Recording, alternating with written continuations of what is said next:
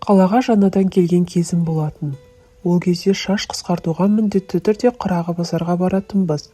Ығы-жығы базардың арасындағы 2 қабатты ғимараттың бір бұрышына орналасқан өзбек шаштарышылары өте арзан және жылдам қысқартатын.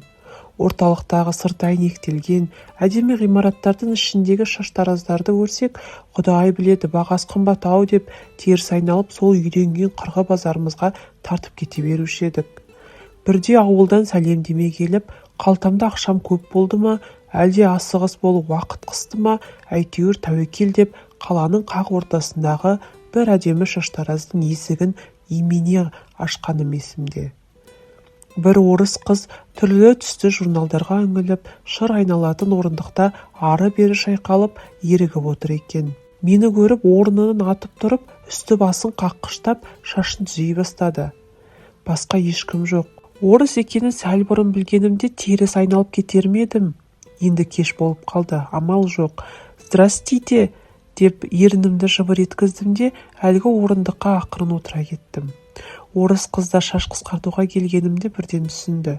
Түсінбейтін несі бар, шашым толқынданып, ұшы бұралып, көзіме түсіп, Маугли боп кеп отыр емеспін бе? Алжапқышты алдыма жапқаннан кейін қою шашымды тарады да, қандай үлгімен қысқартатынымды сұрады.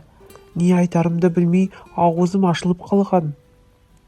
Қырғы базардағы шаштарашы өзбектер мұндай сұрақ қоймайтын. Алдына отырдың, бітті ғой. Қой қырыққандай зыр еткізіп 10-15 минутта қысқартып береді. Орнынан тұрып, ақысын төлейсіне кете барасың. Рас, шаш жуасың ба, бір ауыз сұрайтын, бірақ ешқашан жуған емеспін. Көзімнің жыпылық-жыпылық етіп, сасып қалғанымды орыс қызда сезді ғой деймін, бірнеше шаш үлгісін айтып шықты. Соның ішінде «молодежный» дегені құлағыма жыл естілді. «Молодежь» деп тұтығып. Сонымен орыс қыз да іске кірісті.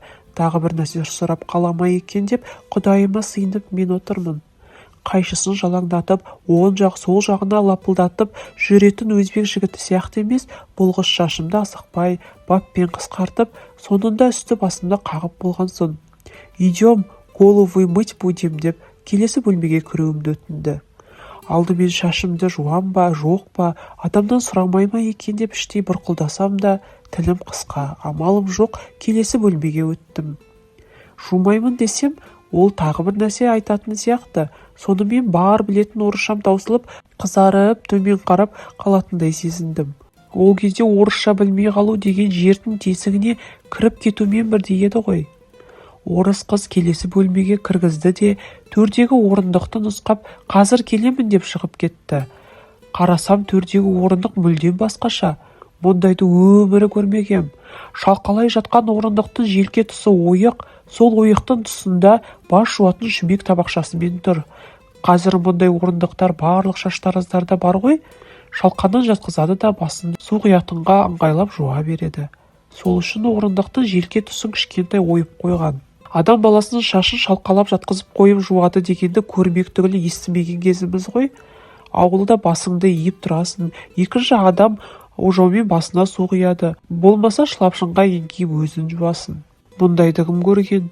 Орыс қыз кеп, әлі дайын емессің бе деп жүреме деп, орындықтың үстіне тізерлеп шықтым да, әлгі ойыққа егімді қойып, басымды төмен қаратып тұра қалдым. Сол күнгі орыс қыздың күлкісі әлі есімнен шықпайды. Орындықтың үстінде тізерлеп, денімді иіп, ойық желкесіне егімді қойып тұрған мені көріп, шаштараз қыз күлкіден тұншығып, соңында жерге отыра қалып күлді. Шынды ма деп, ойықтан егімді көтермеген күйі көзімнің қиығымен қарап қоямын. Қыз қолын сермеп күліп жатыр. Сол күнгі кейпім көз алдыма келсе, жынды адам құсап өзім де күле беремін. Шынында түк көрмеген бала екенбіз ғой.